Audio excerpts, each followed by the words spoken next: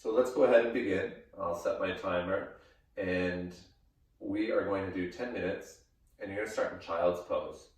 So come onto your hands and knees, bring your big toes to touch, bring your forehead to your mat and your hips sink back towards your heels, right? And try to be relaxed in your arms so elbows can come down, your arms will kind of be very flimsy and relaxed on your mat so that your shoulder blades get some really nice space.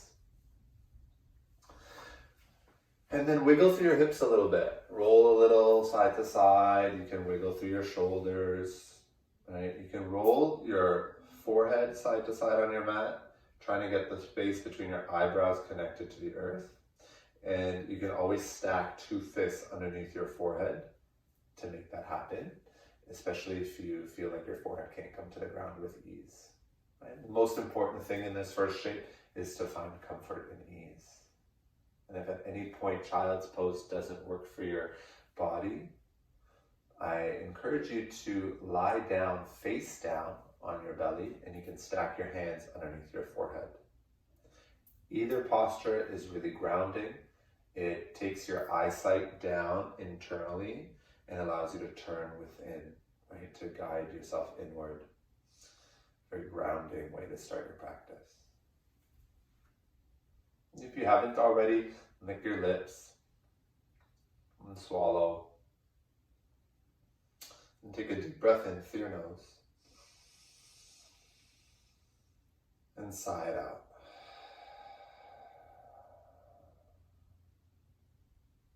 Do that again, deep breath in. And sigh it out. One more time, big breath in. And sigh it out.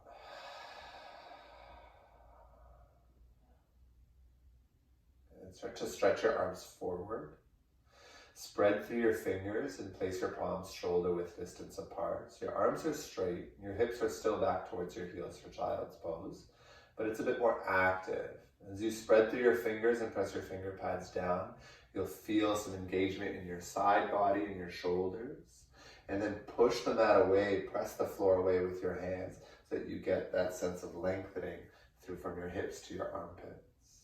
Take a couple breaths here into your side ribs. And keep your shoulders down and away from your ears as your arms are outstretched. Take one more breath.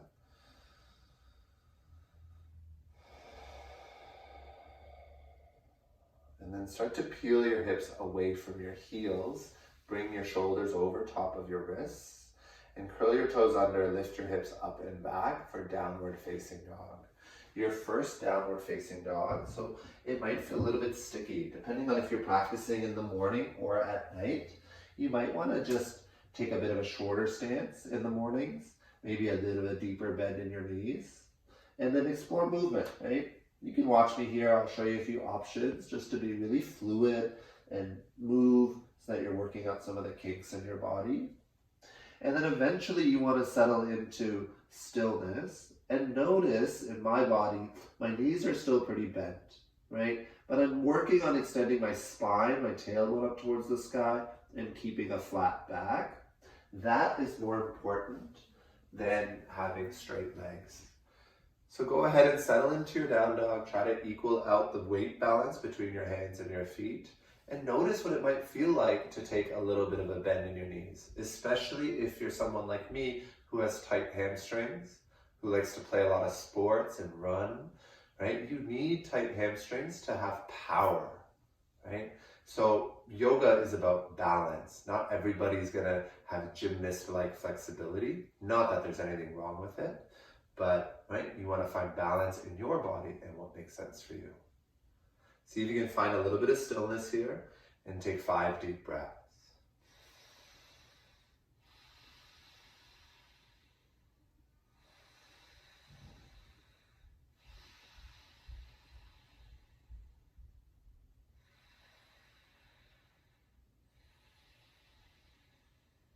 And start to shift your weight forward, shoulders over wrists, come into plank pose, right? Pause here for a breath, shoulders over wrists, and then Shift your weight right back into down dog and take that micro bend into your knees. And try to find between the two shapes, right, the same placement for your hands and your feet. So do this a few times. Inhale to come forward to plank. And exhale to lift your hips up and back, downward facing dog. Right? So that your foundation doesn't have to change at all between the two shapes. Right?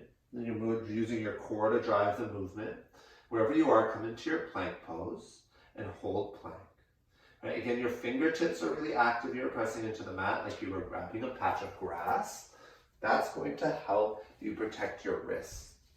Right? So it's like almost like you're gripping a basketball or a volleyball in your hands. You're using your whole hand and all the muscles around. Right? Draw your low belly and squeeze your glutes. Take an inhale to shift forward to your tippy toes. And then an exhale to lower forward and down all the way onto your belly. Ideally, your hands haven't moved. If you look left and right, your hands should have landed right underneath your elbows. So your elbows are pointing up to the sky. Give your shoulder blades a slight squeeze. Take an inhale, lift the back of your heart for cobra, and point your toes, press the tops of your feet down. Exhale, lower down, forehead comes to your mat. Do that 2 more times. Inhale, lift the back of your heart, collarbones wide, tops of the feet press down. Exhale to lower down.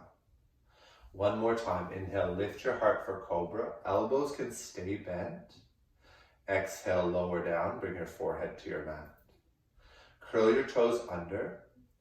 Press your heels towards the back wall behind you so that your kneecaps lift and your thighs engage.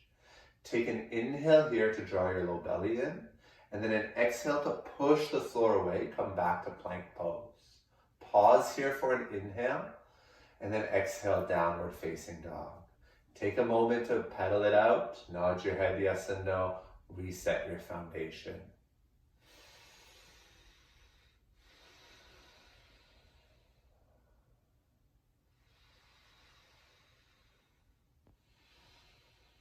Beautiful. Walk your feet towards the top of your mat and come to a forward fold at the very top of your mat.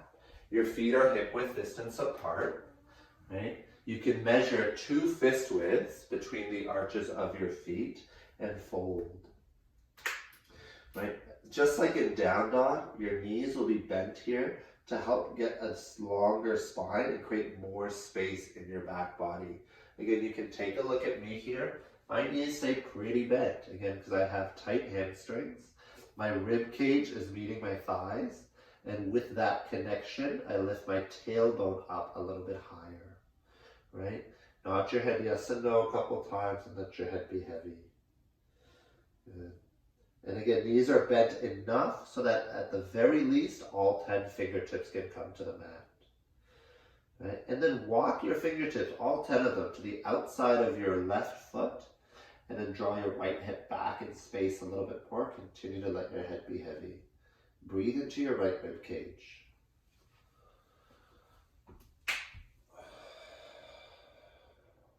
And then switch sides.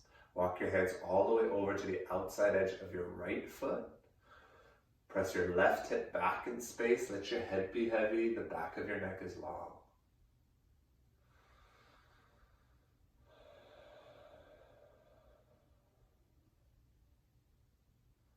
And come back to center.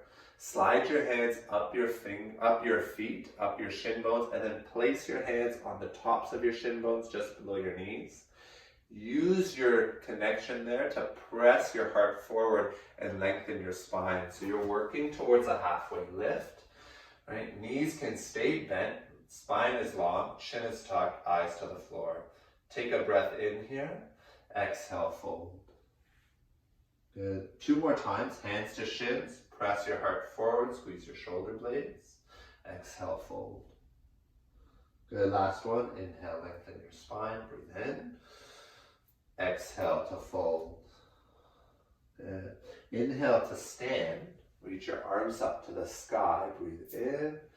Exhale, hands together, heart center.